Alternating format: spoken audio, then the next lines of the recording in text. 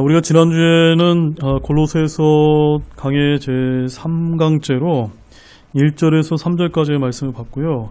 오늘은 골로새서 강의 제4번째 강의 말씀으로 4절 말씀부터 8절까지의 말씀을 저희들이 한 절 한 절 또 이렇게 살펴보는 시간을 갖도록 하겠습니다. 그럼 우리 4절부터 8절까지의 말씀을 함께 말씀을 읽겠습니다. 그리스도 예수님을 믿는 너희의 믿음과 모든 성도들에게 너희가 베푸는 사랑을 우리가 들었기 때문이요 또 너희를 위하여 하늘에 쌓아둔 소망으로 인함이니 이 소망은 너희가 전에 복음의 진리의 말씀 안에서 들은 것이라. 이 복음이 온 세상에 있는 것 같이 너희에게 이르렀으며 너희가 그것을 듣고 진리 안에서 하나님의 은혜를 안 그날부터 너희 안에서도 열매를 맺는 것 같이 열매를 맺는도다. 또한 너희가 우리의 사랑하는 동료 중 에바브라에게 배웠는데 그는 너희를 위한 그리스도의 신실한 사역자여 또한 성령 안에서 너희의 사랑을 우리에게 밝히 알려준 자니라. 아멘. 오늘은 이제 이 골로새 성도들의 믿음이라고 하는 이 부분에 단락에 있는 부분들의 말씀을 이제 살펴보고자 하는데요. 오늘 말씀 제목은 우리 교회는 어떤 소문이 나야 할까요? 우리 교회는 어떤 소문이 나야 할까요? 라고 하는 이런 말씀을 제목으로 이제 이 골로새서 1장 4절에서 8절까지의 말씀을 살펴보는 시간을 갖도록 하겠습니다. 여러분들이 본문 말씀을 좀 읽었는데 이 말씀에 우리가 잘 아는 이제 세 가지 단어가 나옵니다. 무엇일까요? 믿음과 사랑과 소망입니다. 그러니까 믿음, 사랑, 소망은 우리 신약교회가 추구해야 될 그런 본질적인 요소라는 것을 저희들이 잘 기억하면서 오늘 본문 말씀을 더 들어주셨으면 감사하겠습니다. 자, 여기서 이제 제가 이제 제목으로 우리 교회는 어떤 소문이 나야 할까요? 라고 이렇게 제가 정했다고 해서 우리가 무슨 인위적인 노력을 통해서 어떤 소문이 나야 된다는 것을 제가 뜻하는 것이 아님을 여러분들이 좀 아셨으면 좋겠습니다. 우리가 주님이 진정으로 원하는 교회의 모습으로 인해 자연스럽게 정말 자연스럽게 풍겨지는 그런 소문이 드러나야 된다는 것을 제가 강조를 해드린다는 것입니다. 우리 교회 같이 이제 근본주의 독립 침례교회 같은 경우는 뭐 킹제임스 성경이라든가 또 근본주의 교리라든가 또 성경적인 이런 재림에 관한 교리 등 이런 것들만을 표방을 해서 소문이 나는 것을 저는 결코 원하지 않습니다. 그것은 당연히 우리가 이제 킹제임스 성경은 하나님께서 우리에게 보존해 주신 말씀이니까 우리가 교과서로 당연히 쓰는 문제이고 그 다음에 교리적인 것도 우리가 당연히 성경에 나와 있는 거기 때문에 바른 교리를 택하는 것이 그런 것들로 인해서 소문이 나기보다는 오늘 본문에 나와 있는 것처럼 믿음과 사랑과 소망에 있어서 우리 교회들이 이렇게 이제 잔잔하게 이제 메아리처럼 소문이 나야 되지 않을까라고 이제 생각이 되어집니다. 우리 본문 4절 말씀 다시 읽고 이제 보도록 하겠습니다. 그리스도 예수님을 믿는 너희의 믿음과 모든 성도들에게 너희가 베푸는 사랑을 우리가 들었기 때문이요. 누가 들었습니까? 사도 바울과 그 일행이 지금 들은 것입니다. 이 말씀처럼 우리도 믿음과 사랑으로 소망이 나야 합니다. 누가 바울에게 이 소식을 전했을까요? 그것은 에바브라 형제입니다. 그는 로마 감옥에 갇혀있는 바울이 한 번도 본 적 없는 골로새 교회를 위해서 이렇게 설명을 하고 있습니다. 이 소식을 들은 바울이 자연히 그의 서신에 이것을 기록함으로써 2000년이 지난 지금 우리도 골로새 교회 하면 믿음과 사랑이 넘쳤던 교회임을 저희들이 이제 자연스럽게 말씀을 통해서 알게 되는 것입니다. 다시 말씀드리면 골로새 교회 성도들의 믿음과 사랑은 장소를 초월하고 시대를 초월해서 앞으로도 계속 믿는 사람들에게 자랑스럽게 소개된다는 점입니다. 이런 골로새 교회의 모습은 우리에게도 큰 도전을 주고 있습니다.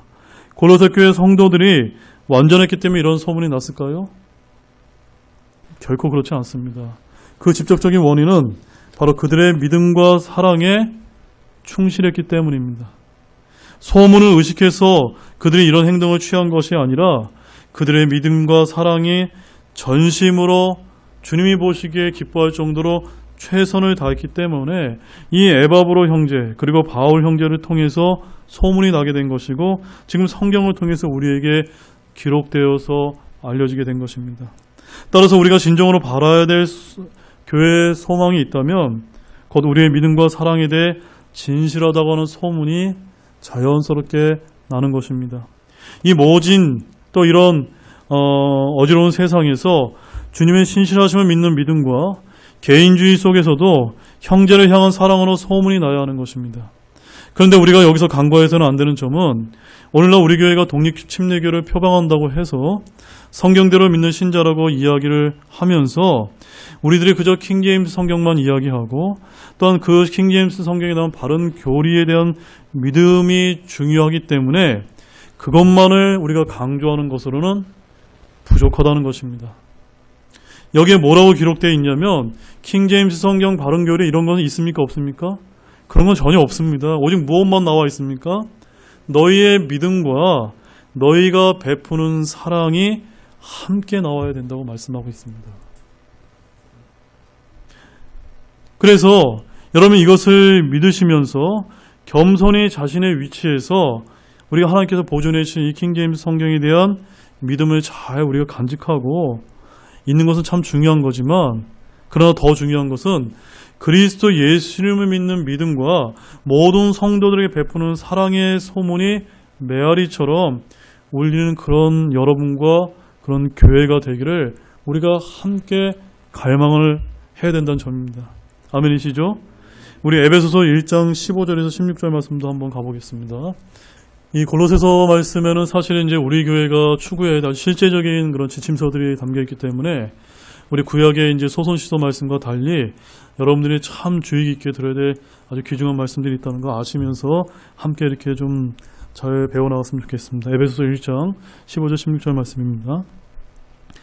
이러므로 주 예수를 믿는 너희의 믿음과 모든 성도들을 향한 사랑에 대해 들은 뒤에 나도 기도할 때 너희에 관하여 말하며 너희로 인해 감사를 드리는 것을 그치지 아니하고. 지금 사도 바울이 어디를 향해서 또 이야기하고 있습니까? 에베소 교회를 향해서 이야기하고 있습니다. 이 에베소 교회도 무엇이 이렇게 소문이 났습니까? 믿음과 사랑입니다. 골로새 교회도 믿음과 베푸는 사랑이었습니다. 또한 데살로니가전서 1장 2절 말씀 한번 가보겠습니다. 데살로니가전서 1장 2절과 3절 그리고 8절 말씀 이렇게 세 구절만 보겠습니다. 먼저 2, 3절 읽겠습니다. 우리가 기도할 때 너희에 대해 말하며 너희 모두로 인해 항상 하나님께 감사드림은 하나님 곧 우리 아버지의 눈앞에서 우리 주 예수 그리스도 안에 있는 너희의 믿음의 행위와 사랑의 수고와 소망의 인내를 끊임없이 기억하기 때문이니. 8절이요. 주의 말씀이 너희로부터 나와 마케도니아와 아가야에 울려 퍼졌을 뿐만 아니라 하나님을 향한 너희의 믿음이 모든 곳에 널리 퍼졌나니 그러므로 우리는 아무것도 말할 필요가 없노라. 여러 바울 서신서에 나와 있는 지역교회 중에서도 특별히 이 믿음과 사랑과 소망이 뛰어났던 교회는 데살로니가 교회로 이제 알려지고 있습니다. 그런데 그 데살로니가 교회의 믿음의 행위와 사랑의 수고와 소망의 인내가 이 데살로니가 교회로부터 나와서 어디에 울려 퍼졌습니까? 마케도니아와 아가야, 즉 여러분 나중에 지도를 가서 보시게 되면은 그 지역 전반적으로 이렇게 퍼졌다고 이제 알려지고 있습니다. 한마디로 이 초대교회는요, 그런 그리스도인다운 그 향기가 자연스럽게 이렇게 퍼져나갔기 때문에 오늘날 이방인 세계에 복음이 이제 전파되어지게 된 것입니다. 예전에도 제가 이제 설교 시간에 말씀을 한번 드린 적이 있는데요. 미국의 한 목사님께서 이 데살로니가전서 1장 8절 말씀에 어떤 단어를 이렇게 표현하신 적이 있습니다. 마케도니아와 아가야에 울려 퍼졌을 뿐만 아니라 해서 여기 울려 퍼졌다라고 하는 영어 킹제임스 성경 단어로 한번 보십시오. 뭐라고 기록되어 있습니까? sounded out, sounded out.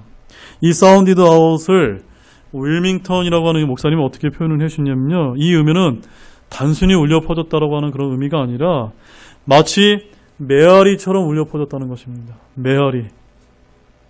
어떻게 퍼진 겁니까? 데살로니가 교회의 믿음, 소망, 사랑 이렇게 자연스럽게 은은히 퍼져나갔다는 것입니다. 저는 여기서 이제 저희 교회도 소망을 좀 가졌으면 좋겠습니다. 비록 우리 교회는 뭐 이 경남 지역의 한 작은 교회지만 우리 교회가 이제 바른 성경과 바른 교육을 교리를 표방하면서 이제 전 지역에서 이렇게 성도들이 이제 아름아름 저희들이 찾아오시지만 본질적으로 저희 교회가 추구해야 되는 것은 바른 말씀과 바른 교리보다는 무엇이 되어야 할까요? 우리의 믿음과 사랑과 소망의 메아리가 이렇게 쫙 퍼져서 정말 주님이 원하시는 성경에서 말씀하시는 그런 주님의 교회의 향기가 우리의 노력이 아니라 주님의 일하심으로 인해서 자연스럽게 맺히는 그런 것을 저와 여러분들이 신실하게 소망하기를 바랍니다. 아멘이시죠? 네, 여기 계신 모든 분들 그렇게 해 주시리라 믿습니다. 자, 본문 5절 말씀 보겠습니다. 또 너희를 위하여 하늘에 쌓아둔 소망으로 임함이니 이 소망은 너희가 전에 복음의 진리의 말씀 안에서 들은 것이라. 자, 여기 5절 말씀을 보면 사도 바울은 또 너희를 위하여 하늘에 쌓아둔 소망으로 인해 주께 감사 기도를 드렸다고 이제 말씀하고 있습니다. 여기서 하늘에 쌓아둔 소망이란 장차 구원받은 신자들이 하늘에 올라가게 됐을 때 그리고 주님의 공중제 이름으로 인해 우리 모두가 주님처럼 영광스러운 몸을 받게 될 그 모든 영광과 특권을 지금 의미하는 것입니다. 로마서 8장 18절 말씀에는 이렇게 되어 있습니다. 내가 생각하건대 이 현 시대의 고난들은 앞으로 우리 안에 나타날 영광과 좋게 비교될 수 없도다라고 말씀하고 있고 베드로전서 5장 10절 말씀에서는 그러나 모든 은혜의 하나님과 그리스도 예수님을 통해 우리를 부르사 자신의 영원한 영광에 이르게 하신 분께서 너희가 잠시 고난을 받은 뒤에 너희를 완전하게 하시고 굳건하게 하시며 강하게 하시고 정착시키리니 라고 말씀을 하고 있습니다. 이런 영광에 대한 소망은 하늘의 보물처럼 보존되고 때가 차면 그것들을 성도들이 누리게 될 것을 암시하고 있기 때문에 우리가 세상에서 그리스도와 복음을 위해 수고하는 대가를 얻지 못한다 하더라도 그 소관은 결코 헛된 것이 될 수 없다는 것을 믿으시기 바랍니다. 왜냐하면 하늘의 소망을 두는 것은 그 어떤 역경 속에서도 이 세상에서 맡은 바 책임을 능히 감당하게 하는 원동력이 되기 때문입니다. 그런데 어떤 분들은 이 하늘의 소망을 쌓아두는 것을 다음과 같이 이제 오해하기도 합니다. 하늘에 쌓아둔 소망을 갖는 것을 반대로 생각을 하는데 하늘에 소망을 두었기 때문에 오늘날 우리가 살아가고 있는 이 현실을 부정하는 사람들이 있습니다. 그렇게 되면 됩니까? 안 됩니까? 안 됩니다. 이런 사람들에게는 나태한 생활이 전혀 이상한 일이 아닙니다. 하늘에 소망이 있는데 왜 이 세상에서 아둥바둥 사느냐고 이렇게 주장할지 모릅니다. 이런 사람들은 조금만 어려운 일이 닥쳐도 쉽게 좌절하고 낙심하게 됩니다. 그러나 하늘의 소망이 있기에 자신들이 처한 상황을 하나님의 인도하심을 통해 극복하기보다는 오히려 어려움과 역경 앞에 무력해지는 모습으로 나타난다는 것입니다. 이것은 결코 올바른 모습이 아닙니다. 사랑하는 여러분, 하늘의 소망을 쌓아 두었다는 것이 이처럼 현실을 부정하는 양상을 나타내는 것일까요? 결코 그렇지 않습니다. 하늘에 쌓아둔 소망은요, 아무리 어려움과 좌절 앞에서도 죽음을 선택하는 그러한 것이 아님을 아시기 바랍니다. 오히려 이 소망은 어려움과 역경과 좌절 속에서 인간적으로 죽고 싶을 때라도 살 희망을 여러분에게 준다는 것을 믿으시기 바랍니다. 오히려 세상이 추구하는 외형적인 가치인 돈과 학력과 외모와 명예, 권력 등을 소유하지 못해도 영원한 생명을 바라며 기뻐할 수 있도록 하는 것이 바로 이 소망인 것입니다. 때문에 이 소망을 품었느냐 품지 못했느냐는 이 세상에서 사는 모습을 결정하는 중대한 역할을 하는 것입니다. 우리가 그 소망을 품는 것은 인생은 어떻게 살 것인지 알려준 좋은 지표가 되는 것입니다. 이를 기억하시면서 하늘의 소망을 쌓아두는 여러분들이 되시기 바랍니다. 로마서 8장 24절, 25절 말씀 한번 같이 한번 보시겠습니다. 우리가 소망으로 구원을 받았기 때문이라. 그러나 보이는 소망은 소망이 아니니 어찌하여 사람이 보는 것을 여전히 바라리요. 그러나 우리가 보지 못하는 것을 우리가 바라면 인내로 그것을 기다리니라. 저와 여러분들 이런 소망을 바라시는 거 맞죠? 근데 이 소망이 어떤 소망이라고 오늘 본문에서 가르쳐주고 있습니까? 하늘에 쌓아둔 소망이라고 말씀하고 있습니다. 여러분 하늘의 소망을 잘 쌓아두고 계시죠? 네, 그런 분이 된다면 현실을 부정하지 않고 세상에 어떤 어려움과 핍박이 온다 하더라도 결코 요동하지 않습니다. 예. 파도가 이렇게 막하게 쳐도요, 딱 한 분만 바라보고 있기 때문에 결코 두려워하지 않는다는 것입니다. 성도의 소망은 근데 어떻게 생기는 줄 아십니까? 본문 말씀에 의하면 복음의 진리의 말씀 안에서 어떻게 함으로요? 들음으로 생긴다는 것입니다. 그러니까 여러분들이 이렇게 우리가 이 예배 때 말씀을 듣기 위해서 나오는 목적이 바로 이것 때문입니다. 이미 우리가 들었지만 우리들은 자주 까먹습니다. 그래서 우리가 반복해서 말씀을 들음으로 인해서 그 보이지 않는 소망에 대한 확신을 저희들이 가져야 되는 것입니다. 5절 말씀을 보게 되면 골로새 성도들이 하늘에 쌓아둔 이 소망은 너희가 전에 복음의 진리의 말씀 안에서 들은 것이다 라고 바울이 선포하고 있습니다. 우리가 주목해야 될 이 골로새 성도들의 신앙이 전에 복음의 진리의 말씀 안에서 들은 데서 비롯되었다는 것입니다. 그들의 신앙은 하늘에서 그냥 뚝 떨어진 것이 아닙니다. 그들의 교회는 언제 개척되었는지 정확히 알 수는 없지만 분명한 점은 그들이 복음을 들었던 적이 분명하게 있었다는 점입니다. 5절의 내용상 복음의 진리의 말씀은 예수 그리스도의 사역뿐만 아니라 예수님의 가르침과 그분을 믿는 신자로서의 생활 방식, 사고 방식, 미래에 대한 소망까지를 나타내는 전반적인 내용일 것입니다. 그러므로 골로새 교회 성도들이 온전한 신앙을 갖기 전에 선행되었던 것은 바로 무엇일까요? 그들이 그 복음의 말씀 안에서 듣는 곳에 있다는 점입니다. 열심히 들으셔야만 됩니다. 따라서 사랑하는 형제자매 여러분, 우리가 온전한 신앙은 결코 거저 얻어지는 것이 아닙니다. 특히 눈에 보이지 않는 미래적인 소망을 품기 위해서는 어떻게 하면 될까요? 복음의 진리의 말씀 안에서 열심히 부지런히 공부하고 듣는 것이 우선시 되어야 된다는 점입니다. 우리 로마서 10장 14절 말씀 한번 가보시겠습니다. 그런즉 그들이 자기들이 믿지 아니하는 분은 어찌 부르리요? 자기들이 듣지 못한 분을 어찌 믿으리요? 선포자가 없이 어찌 들으리요? 그 다음에 우리 로마서 그 10장 17절 말씀도 한번 이어서 한번 더 보실까요? 같이 읽어보겠습니다.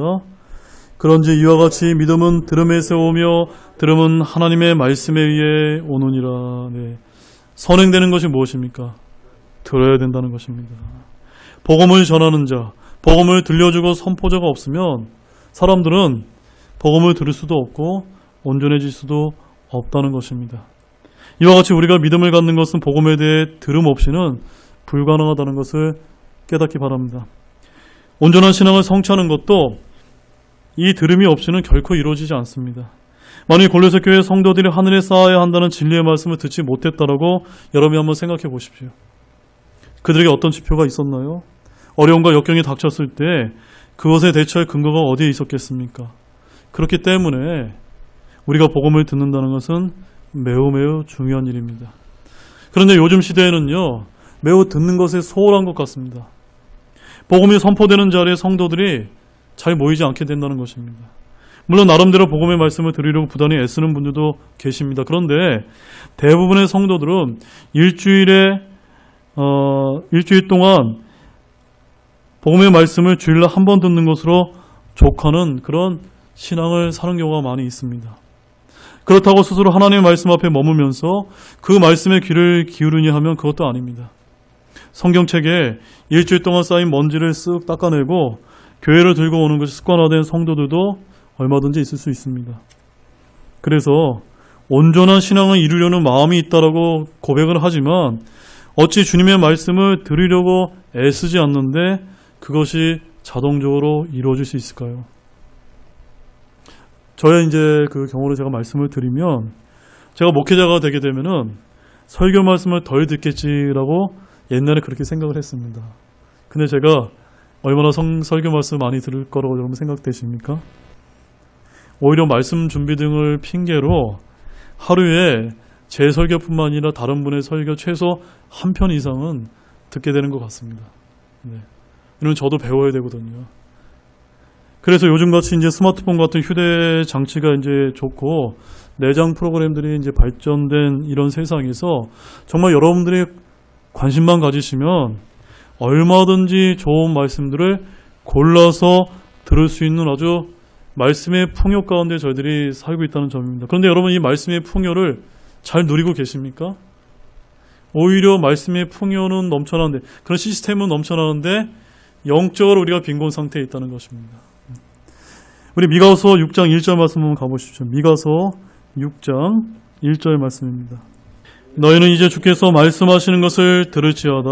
너는 일어나 산들 앞에서 다투며 작은 산들이 내 목소리를 듣게 하라 하셨나니. 뭘 강조하고 계십니까? 하나님께서 말씀하시는 것을 들으라는 것입니다. 그 다음에 귀로만 들으십시오. 요한복음 5장 24절 말씀에 이런 말씀이 있습니다. 진실로 진실로 내가 너희에게 이르노니 내 말을 듣고 또 나를 보내신 분을 믿는 자는 영존하는 생명이 있고 또 정죄에 이르지 아니하리니 사망에서 생명으로 옮겨졌느니라. 이거 구원에 관한 말씀이거든요. 시작이 무엇입니까? 내 말을 듣는 데서 시작하는 겁니다. 그 다음에 사도행전 13장 44절 말씀도 보면 이렇게 기록되어 있습니다. 그 다음 안식일에는 거의 온 도시가 하나님의 말씀을 들으려고 함께 나와왔으나 라고 되어 있습니다. 초대교회 때는 정말 너무나 어렵고 열악한 환경이었지만 거의 온 도시가 하나님의 말씀을 들으려고 함께 나왔다라고 이렇게 기록하고 있습니다. 우리 지금 시대를 한번 바라보시기 바랍니다. 교회가 많이 있습니다. 여러 가지 발전된 사회가 되었습니다. 그러나 어떻습니까? 온 도시가 하나님의 말씀 들으려고 나옵니까? 결코 그렇지 않습니다. 이런 안타까운 시대를 저희들이 살고 있기 때문에 자칫 우리가 실족하지 않기 위해서는 부지런히 하나님의 말씀을 듣기 위해서 애쓰시기를 원합니다. 본문 6절 말씀 보시겠습니다. 이 복음이 온 세상에 있는 것 같이 너희에게 이르렀으며 너희가 그것을 듣고 진리 안에서 하나님의 은혜를 한 그날부터 너희 안에서도 열매를 맺는 것 같이 열매를 맺는도다. 자, 이제 우리에게 정말로 중요하고 찔리는 문제가 나옵니다. 열매 맺는 문제가 나오는데요. 복음이 이르게 되면 듣고 진리 안에서 하나님의 은혜를 깨닫게 되죠. 그 다음엔 무엇이 맺혀야 됩니까? 열매가 이제 맺혀야 된다는 겁니다. 많은 분들이 그저 내가 오늘도 제가 이제 우리 한만기 형제님 네 분하고 이제 예배 전에 이제 성경 공부를 했는데 성령 열매시를 저희들이 공부하면서 제가 그것을 강조해야 됐습니다. 많은 분들이 구원을 받고 휴거받는 데만 관심을 갖는다는 겁니다. 구원받아서 휴거받을 때까지 이 중간 사회기간 있죠. 이 사회기간에 대해서는 전혀 관심이 없습니다. 이 사회기간은 뭘 하는 기간입니까? 우리가 성화가 되어야 되는 기간입니다. 성령의 열매를 맺어야 되는 기간입니다. 주님의 인격이 드러나서 나는 죽고 주님이 사심으로 인해서 그분의 열매가 맺혀야 되는 것. 그래야 보상이 있거든요. 근데 많은 분들이 나 구원받아서 끝, 나 휴거받을 거야 끝. 이 살아가는 데서 내가 어떻게 주님이 원하시는 삶을 살아가는 데는 관심이 없다면 안 된다는 것입니다. 우리가 진리를 알고 하나님의 은혜를 알면 우리 안에서 열매가 맺히는 것은 당연한 이치입니다. 그런데 그렇게 열매들이 맺히지 않는다면 무엇부터 생각을 해야 되시냐면 나의 듣는 것이 뭔가 부족하거나 가로막고 있는 것은 없는가. 진리를 아는데 부족하거나 하나님의 은혜가 내 삶 가운데 부족한 것이 그 이유가 아닐까라는 그런 문제점을 자각할 필요가 있습니다. 그래서 이 구절에서 열매 맺는 것은 갈라디아서 5장 22절 말씀에 그 믿음을 이제 가리키고 있는 것입니다. 갈라디아서 5장 22절에 이렇게 기록하고 있습니다. 그러나 성령의 열매는 사랑과 기쁨과 화평과 오래 참음과 부르드러움과 선함과 믿음과 라고 말씀하고 있습니다. 즉 믿음이 있을 때 그것은 성령의 열매로 자연스럽게 나타난다는 것입니다. 그런데 데살로니가전서 2장 13절 말씀 한번 가보십시오. 이런 까닭에 우리가 또한 하나님께 끊임없이 감사를 드리면 너희가 우리에게서 들은 하나님의 말씀을 받을 때 그것을 사람의 말로 받지 아니하고 하나님의 말씀으로 받았기 때문이니 진실로 그러하도다. 그 말씀이 또한 믿는 너희 안에서 효력 있게 일하느니라. 여러분, 여러분의 삶 가운데 하나님께서 맺히고자 하는 그런 열매들이 잘 드러나지 않는 이유가 무엇일까요? 그것은요, 하나님의 말씀을 받는 그 자세하고 연결되어 수 있다는 것입니다. 어떻게 받아야 됩니까? 하나님의 말씀으로 신실하게 받는 그런 마음 자세가 필요하다는 것입니다. 제가 여기 강단에서 선포되어지는 말씀, 또 우리 집사님이 선포하는 그런 말씀이 하나님의 이 올바른 말씀에서 벗어나는 있지 않다면 그 말씀을 사람의 말이 아니라 하나님의 말씀을 받게 됐을 때 내 안에서 꿈틀거리면서 효과적으로 일하게 되는 것입니다. 그렇게 될 때 마태복음 13장 23절에 이렇게 얘기합니다. 그러나 좋은 땅속의 씨를 받은 자는 말씀을 듣고 깨닫는 자니 그것이 또한 열매를 맺어 얼마는 100배, 얼마는 60배, 얼마는 30배를 내느니라 하십니다. 여러분들 삶 가운데서 100배, 60배, 30배 열매를 맺고 싶으시죠? 어떻게 하시면 됩니까? 이 말씀의 원리대로 하실 필요가 있다는 것입니다. 내 안에서 효력 있게 일하며 신겨진 하나님의 말씀을 믿음을 통해 많은 열매들을 맺게 될 텐데, 바로 이런 복음과 진리와 은혜의 열매들이 내 의지로 되는 것이 아니라 하나님의 은혜를 말씀을 통해 깨닫는 그날로부터 우리 안에서 효력 있게 성령님이 일하심으로 인해서 맺히게 된다는 점입니다. 자, 본문 7절 말씀 보겠습니다. 또한 우리가 우리의 사랑하는 동료종 에바브로에게 배웠는데 그는 너희를 위한 그리스도의 신실한 사역자요. 자, 사도 바울은 여기서 에바브로 형제를 너희를 위한 그리스도의 신실한 사역자다라고 이렇게 이제 소개를 하고 있습니다. 자, 고린도전서 4장 1절에서 2절 말씀도 한번 가보십시오. 사람이 마땅히 우리를 그리스도의 사역자요 하나님의 신비들을 맡은 청지기로 여길지어다. 또한 청지들이 요구되는 것은 신실한 사람으로 드러나는 것이라. 자, 바울이 지금 에바브로 형제를 소개하면서 자신과 동일한 그리스도의 신실한 사역자라고 이제 소개를 하고 있는데, 제가 여러분에게 묻겠습니다. 이런 목회자들과 선교사들만 신실한 사역자입니까? 지금 하나님의 말씀은 그렇게 말씀하고 있지 않습니다. 여러분 각자가 그리스도의 사역자가 되어야 됩니다. 하나님의 신비를 맡은 청지기가 되어야 됩니다. 그렇게 하기 위해서는 신실함이 필요하다고 지금 말씀을 하고 있습니다. 로마서 15장 16절 말씀도 한번 가보십시오. 이것은 내가 이방인들을 향한 예수 그리스도의 사역자가 되어 하나님의 복음을 제공함으로써 이방인들을 바치는 일이 성령님을 통해 거룩히 구별되어 주께서 받으실 만하게 하려 함이라. 여기 보게 되면요, 거룩히 구별되어 주께서 받으실 만한 것이 무엇입니까? 바로 예수 그리스도의 복음을 전해서 사람들이 구원받게 되는 일이 주님께서 기뻐 받으시는 것이라는 것입니다. 이 일을 하는 사람이 뭡니까? 이 일을 하는 사람이, 그 사람이 바로 예수 그리스도의 사역자라는 겁니다. 그래서 예수 그리스도의 사역자라는 것은 교회의 감독자인 목회자들만 사역자가 아니라 우리 각자가 삶의 모든 영역에서 예수 그리스도의 사역자가 되어야 된다고 지금 강조를 하고 있습니다. 이런 삶을 위해서 여러분 헌신하시겠습니까? 여러분 모두도 정말 그리스도의 신실한 사역자가 되시길 원합니다. 마지막 본문 8절 말씀 보겠습니다. 또한 성령 안에서 너의 사랑을 우리에게 밝히 알려준 자니라. 누가 알려준 것입니까? 지금 에바브로 형제가 바울에게 찾아와서 이 골로새 교회 형제들의 베푸는 사랑을 알려준 자다라고 이렇게 소개를 하고 있습니다. 아마도 에바브라는 바울에게 골로새 교회의 여러 상황을 이야기했을 것입니다. 그런데 그 중에서 골로새 교회의 아름다운 모습으로 바울에게 각인된 것이 있다면 어떤 것이라고 좀 소개하고 있습니까? 성령 안에서 너희의 사랑이었다고 밝히고 있습니다. 그냥 사랑이 아닙니다. 어디 안에서의 사랑입니까? 성령 안에서의 사랑입니다. 우리는 천연적으로요, 다른 사람들, 사랑할 수 없는 사람을 사랑할 수가 있습니까? 없습니까? 없는 사람입니다. 우리의 천연적인 육신내에 나와 있는 옛 본성으로는 우리의 사랑을 하려고 노력한들 얼마 오래 가지 못합니다. 그러나 성령 안에서 우리가 사랑하게 되면은 그것은 사랑할 수 없는 자를 사랑하게 되고 그 사랑은 오래 이제 지속되는 것입니다. 사실 이 부분에서 여러분이 하나 중요하게 발견해야 될 모습은요, 이 에바브라 형제가 성경에서 예수 그리스도의 중보 사역을 잘 보여주는 아주 예표적인 인물이라는 것입니다. 마치 예수님께서는 지금도 하나님의 우편에 앉으사 우리를 위해 중보하고 계심을 믿으시기 바랍니다.